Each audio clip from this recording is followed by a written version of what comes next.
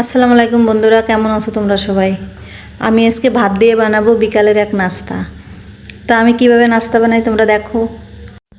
আমি প্রথমে আদা রসুন জিরে বাটা কষিয়ে নিলাম, তারপরে পেঁয়াজ দিয়ে দিলাম। এখন দিয়ে দিচ্ছি মুরগির বুকের মাংসটা।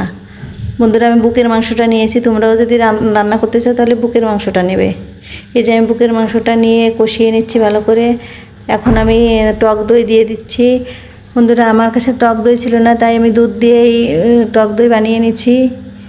এই যে এখন ভালো করে নেড়ে দিচ্ছি। এই যে দেখুন এরকম হয়ে আসবে রান্নাটা। তারপরে আমি নামিয়ে নিলাম। এই যে আমি ভাত নিয়েছি, ভাতের ভিতরে 2টা ডিম ভেঙে দিয়েছি। এখন দেবো একটু লবণ দিয়ে ভালো করে মেখে নিচ্ছি। বন্ধুরা, ভালো করে মেখে নিলাম। এখন একটা প্যান দেবো। প্যানে একটু তেল দিয়ে গরম করে নেওয়ার পরে তবে ভাতটাকে ভালো করে ছড়িয়ে দিলাম। এই যে আমি ভাতটাকে ভালো করে ছড়িয়ে দিচ্ছি। সুন্দর করে গোল একটা শেপ দিয়ে নিলাম। তারপরে 4-5 বন্ধুরা হয়ে আসলে দেখবেন 4-5টা লাল হয়ে আসছে। যে আমার দেখেন 4-5টা লাল হয়ে আসছে। এখন আমি উল্টিয়ে নিলাম।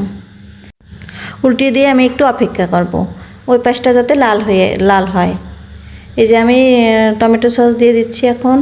বন্ধুরা, জালটা কিন্তু হালকা থাকবে, লো ফ্লেমে। বন্ধুরা, আমি উপর দিয়ে টমেটো সস দিয়ে দিলাম। এখানে পিৎজা সস দিলে বেশি ভালো হয়। আমার কাছে পিৎজা সসটা ছিল না, তাই আমি টমেটো সসটাই দিয়েছি। এখন আমি কেটে নিচ্ছি পিস পিস করে।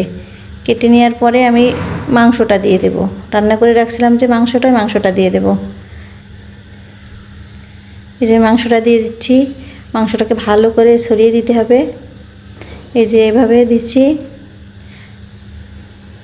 তারপরে আমি এরপর চিজ দিয়ে দেব।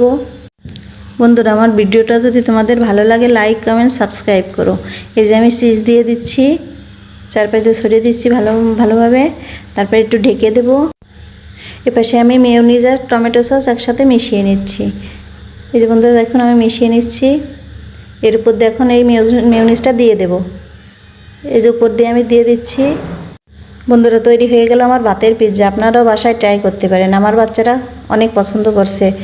সব বাচ্চারাই মনে হয় পছন্দ করবে। আপনারা একবার বানিয়ে দেখতে পারেন। ভিডিওটা দেখার জন্য সবাইকে ধন্যবাদ।